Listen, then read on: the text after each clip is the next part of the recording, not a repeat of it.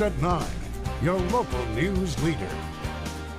Meth-contaminated properties have proven to be incredibly dangerous to those living in those homes, especially children. Good evening, everyone. I'm Morgan Davies. We start off tonight with this story surrounding the methamphetamine problem here in Montana.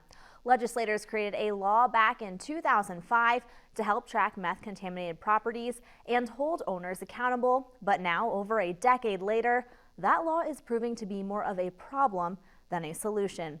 Our Taylor Chase investigates. My name is Dan McIntyre, and I own the Hovde Murray Nelson meth-contaminated site in Conrad, Montana. Dan's story begins nearly a decade ago when he rented out his house to his niece and her friends who then smoked meth.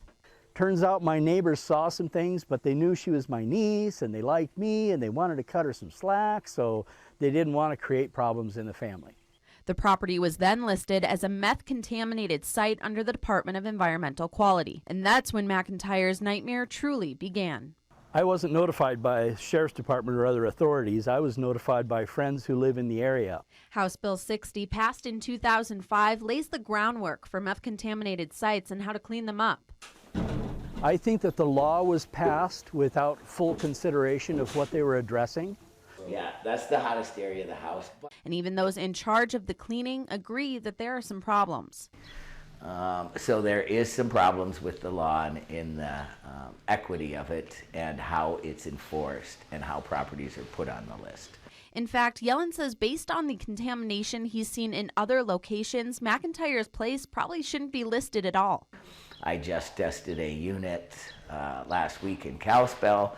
That is the state record, and it was 900 micrograms per 100 centimeters square, and it's a non-listed property. Now, just to put this into perspective, McIntyre's place has a contamination level of less than 1. Yellen says this inconsistency comes from placing a majority of the responsibility on local law enforcement to find the meth labs, bust them, and then report it to the DEQ. But Deb Grimm, project manager at the DEQ, says she likes it that way. I think that's great because there's been a lot of disgruntled neighbors or people who think there is a meth lab property next to them that might report that property to us in error. So law enforcement makes that decision based on the information that they have.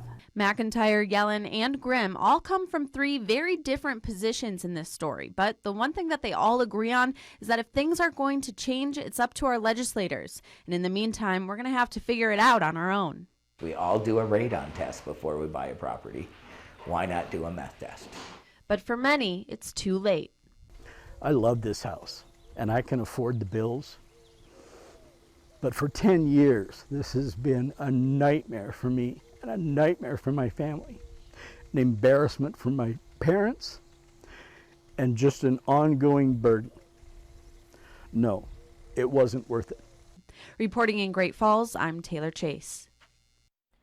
McIntyre says he's put over $70,000 into cleanup. That's nearly double what he originally invested into the property.